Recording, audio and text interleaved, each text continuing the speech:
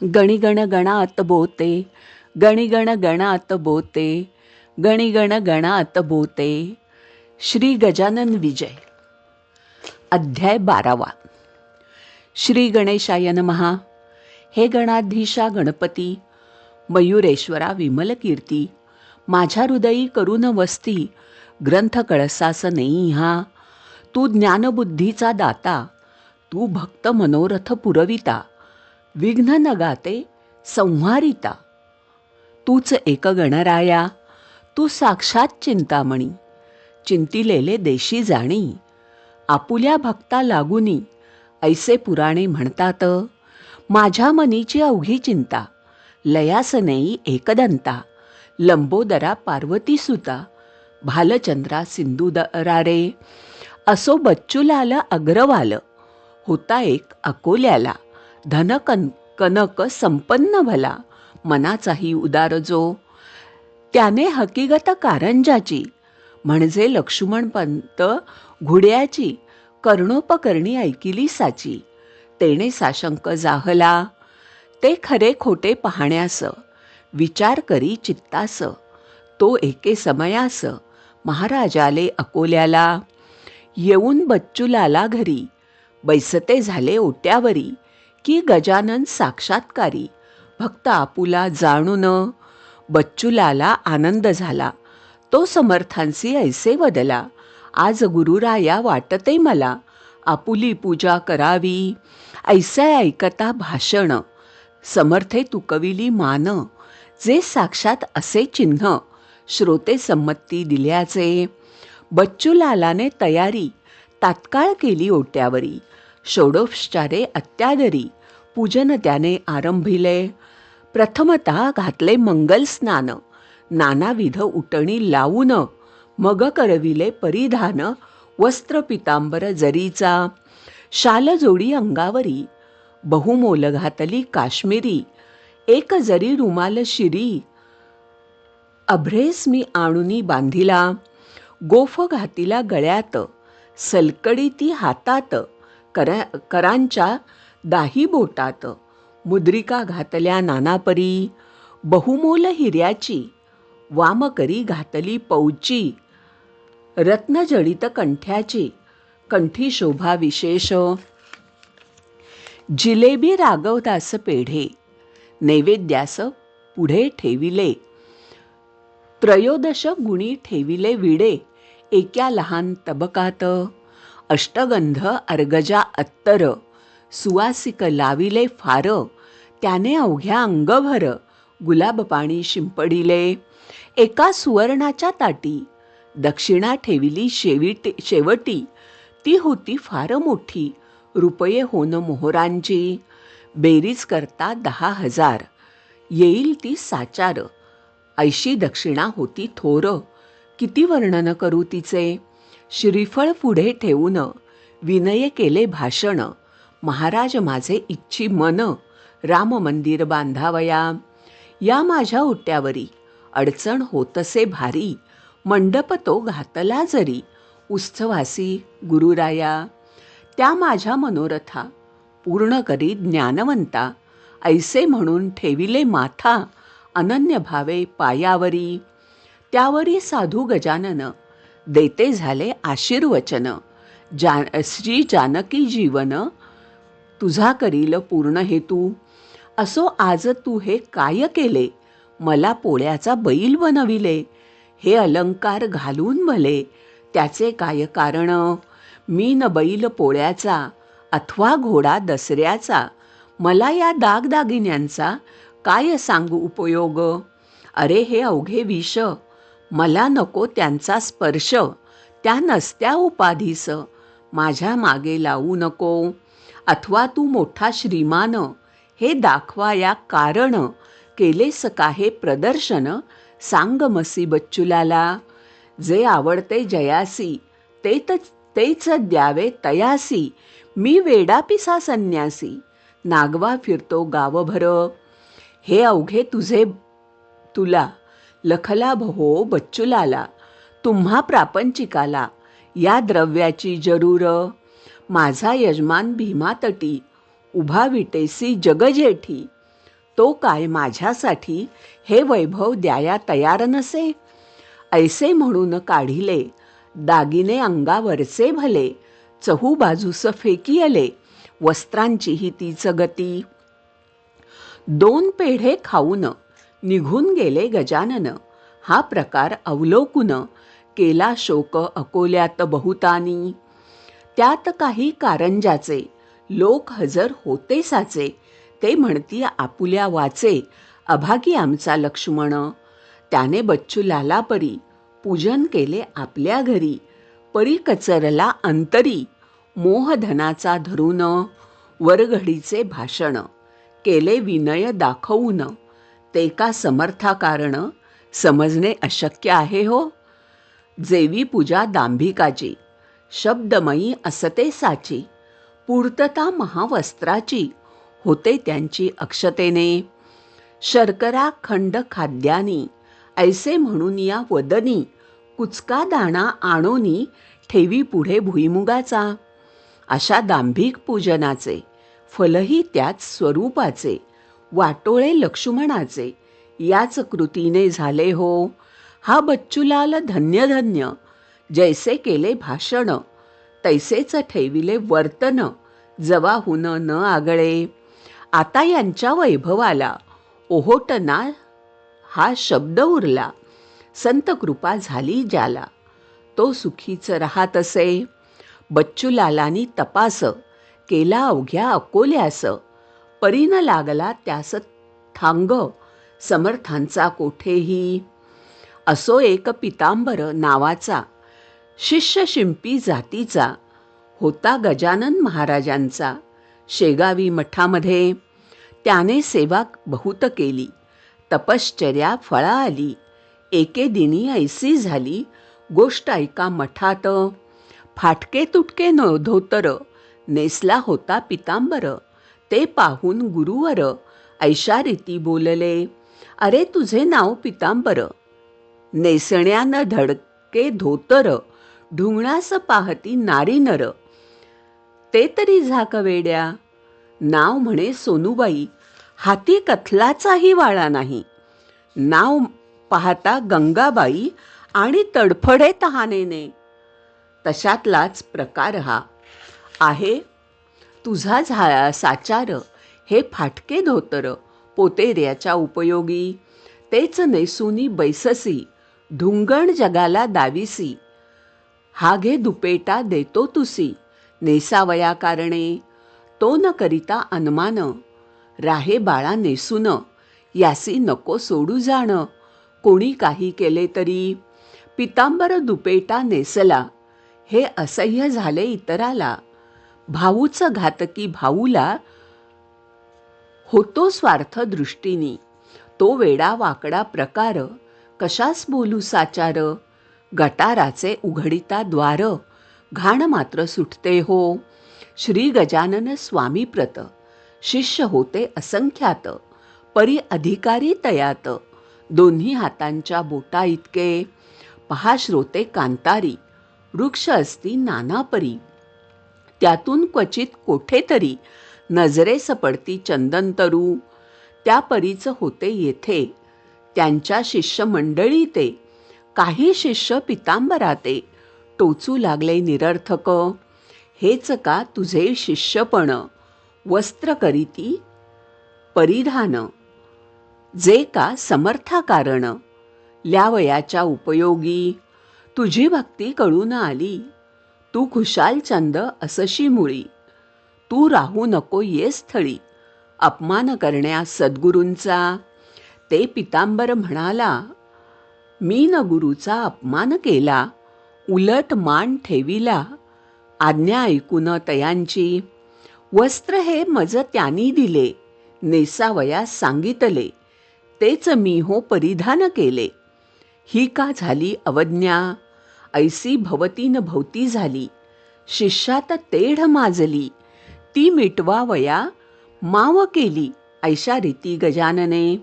पितांबरास म्हणती गुरुवर, तू येथून जावे दूर, जाणते मूल झाल्यावर. आई त्याला दूर ठेवी, माझी कृपा आहे खरी. हे पितांबरा तुझवरी, जाय हिंडून भूमीवरी, पदनतासी तारावे, डोळ्यात आसवे आणून, करुनिया साष्टांग नमन, मागे पाहे फिर फिरून, सोडून जाती मठासी. पितांबर आला कोंडोलीसी, बसला वनात आंब्यापासी, चिंतन चालले मानसी, निज गुरुचे सर्वदा. तेथे होता रात्रभर, उद्या येता दिनकर, जाऊन बसला झाडावर, मुंगळ्याची या त्रासाने. अवघ्या आम्रवृक्षावरी, मुंग्या मुंगळे होते भारी, लहान थोर फांद्यावरी, आला पितांबर जाऊन, परी निर्भय ऐसे सापडेना, स्थान तयासी बसण्या जाणा, हेच कृत्य गुराख्याना, कौतुकास्पद वाटले.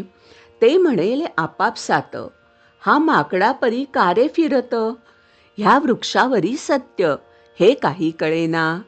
लहान सान फांदीला, निर्भयपणे फिरून आला, परी नाही खाली पडला, हेच आहे आश्चर्य. दुसरा म्हणाला यात काही आश्चर्य वाटण्याजोगे नाही, गजाननाच्या शिष्याठाई ऐसे सामर्थ्य असते रे. यावरून हा त्यांचा शिष्य असावा खचित साचा. चला हा येथ आल्याचा वृत्तांत सांगू गावात. गोपमुखे वृत्त कळले, कोंडोलीचे लोक आले, आम्रवृक्षापाशी भले, कोण आले ते पहावया. म्हणाले पौरवासी नर, हा ढोंगी असावा साचार, बळेच करतो वेडेचार, गजाननाच्या शिष्यापरी. शिष्य गजानन महाराजांचा, भास्कर पाटील होता साचा, झाला नुकताच अंत त्याचा, अडगाव नामे ग्रामात. समर्थांचे शिष्य येथे येतील कशास, बळे करण्या उपवास, सोडून बर्फी पेढ्याला. पुसून एकदा यास पहावे, तो काय म्हणतो ते ऐकावे, मग खरे खोटे ठरवावे, उगीच तर्क नाही बला.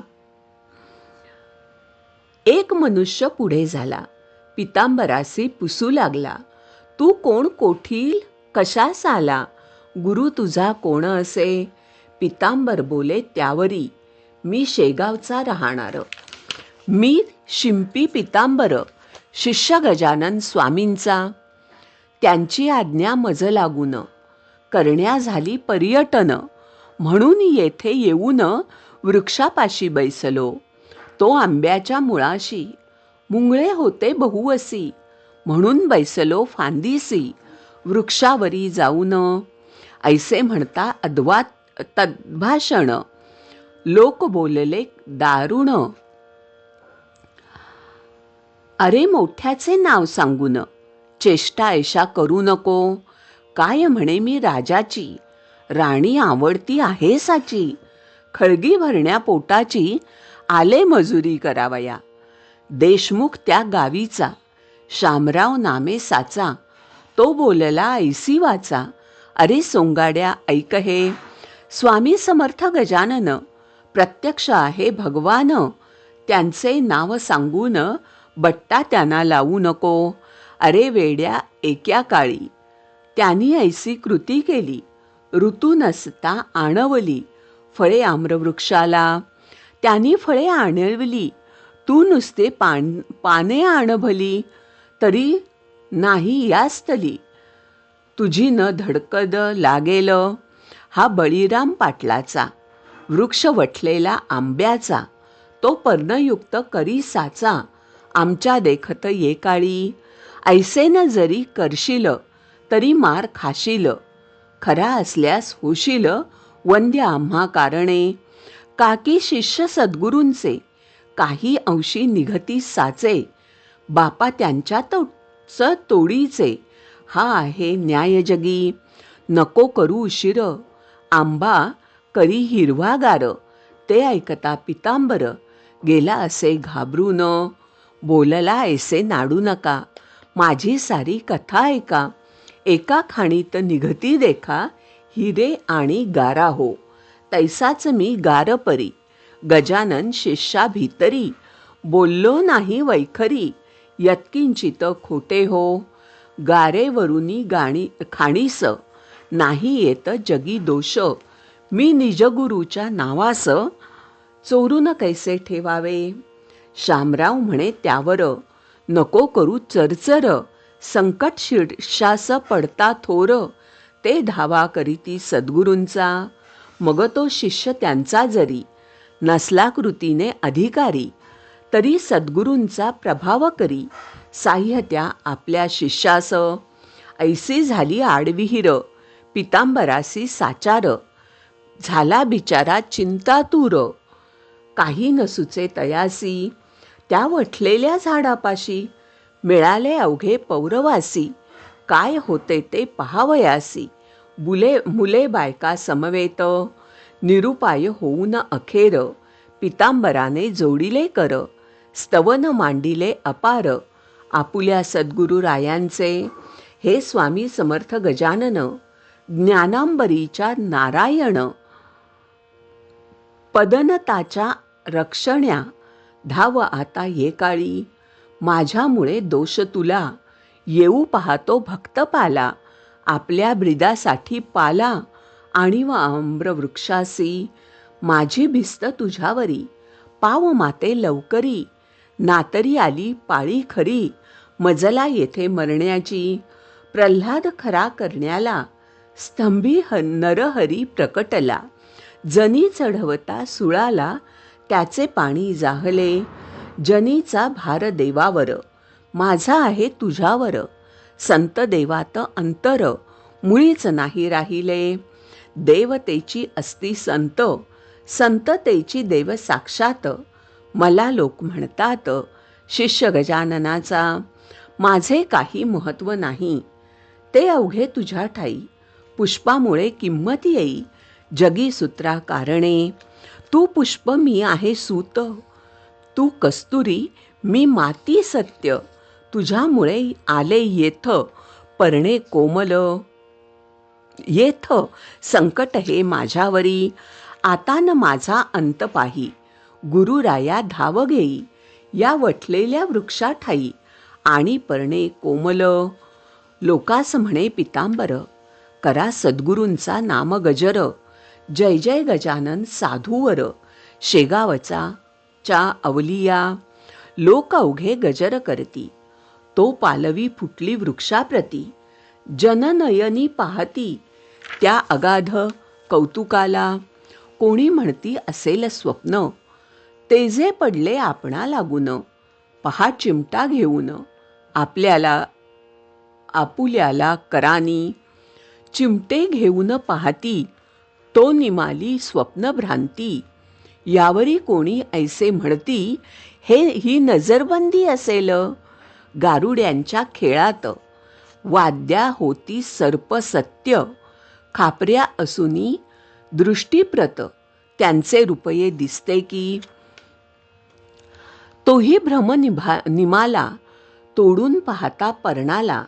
फांदी वाटे तात्काळ आला, चीक शुभ्रसा बाहेर. मग मात्र खात्री झाली, वाळल्या वृक्षाला पालवी फुटली. श्री गजानन माऊली, खरीच आहे महासंत. आता पितांबराविषयी शंका न धरणे मानसी. चला घेऊन गावासी, हा त्यांचा शिष्य असे. त्याच्या योगे धरून कधीतरी गजानन, येतील कोंडोली कारण. वासरासाठी गाय जैसी, ते अवघ्यासी मानवले.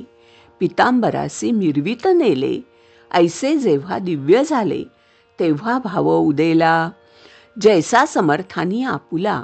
शिष्य डोमगावी पाठविला, कल्याण नामे करून भला. कल्याण करण्या जगाचे, तैसेच केले गुरुवरे. श्री गजानने साजिरे, उदेले हे भाग्य खरे. त्या कोंडोली गावचे, श्रोते अजूनपर्यंत. तो आंबा आहे कोंडोलीत, इतरांपेक्षा असंख्यात. फळे येती तयाला, त्या पितांबराचे भजनी. कोंडोली गाव लागला जाणी, तेथे जाईल हिरकणी. तेथे ती मोल पावे. मठ पितांबराचा, कोंडोलीत झाला साचा. आणि अंतही तयाचा, ते ठाई झाला हो. आता इकडे शेगावात महाराज आपल्या मठात एक दिवशी उद्विग्न चित्त होऊन या बैसले. शिष्य त्यांचे कारण पुसू लागले कर जोडून. महाराज आपले मन काहो अस्थिर जाहले. तै महाराज बदले लोकाला, आमुचा कृष्णा पाटील गेला. जो चिकण सुपारी आम्हाला रोज आणून देत असे. त्याची झाली आठवण, राम त्याचा मुलगा लहान. आता सुपारी चिकण कोण देतो या ठाया. राम थोर झाल्यावरी करील माझी चाकरी. म्हणून मी या मठातरी आता न तयार राहावया. ऐसे महाराज बोलता जना लागी लागली चित्ता. महाराजांचा विचार आता दिसतो येथून जाण्याचा. म्हणून कसेही करून जाऊ न द्यावे त्या कारण. चला आपण धरू चरण महाराजांचे ये वेळा. ऐसा विचार मिळून केला. मंडळी आली मठाला. श्रीपतराव बंकटलालाला, ताराचंद मारुती. मंडळींनी धरले चरण. महाराज आम्हा सोडून तुम्ही आपुले ठिकाण राहण्याचे अन्य करू नये. तुमची इच्छा असेल जेथ तेथेच राहा शेगावात. परी सोडण्याचे मनात ग्राम हे आणू नका. तै महाराज वाणी निघाली. तुमच्या गावात आहे दुफळी, मला कोणाची जागा मुळी. नको येथे राहावया. जी कोणाची नसेल ऐसी जागा जरी द्याल तरी राहणे होईल माझे या शेगावी. ऐसे गोष्ट ऐकिली तेव्हा मंडळी चिंतावली. समर्थांनी आज्ञा केली मोठ्या पेचाची आपणा. कोणाच्या जागेत राहण्या तयार नाहीत. सरकार यांच्या प्रित्यर्थ जागा ती देईल कशी. भूषण आपल्याला साधूचे, सरकार असं नाही साचे. बंकटलाल बोलला वाचे, ऐसे संकट घालू नका. सरकार धार्मिक कृत्याला जागा देईल हा न उरला. भरवसा तो आम्हाला हे राज्य परक्याचे. म्हणून आम्हापैकी कोणाची जागा घ्या मागून साची. आहे तयारी आमुची ती तुम्हा द्यावयास. समर्थे केले भाषण, काय आहे तुमचे अज्ञान. जमिनीची मालकी पूर्ण आहे सच्चिदानंदाची. राजे कित्येक भूमीवरी आजवरी झाले तरी. जागा कशाची सरकारी, इचा मालक पांडुरंग. व्यवहारदृष्ट्या मालकपण येते राजा लागून.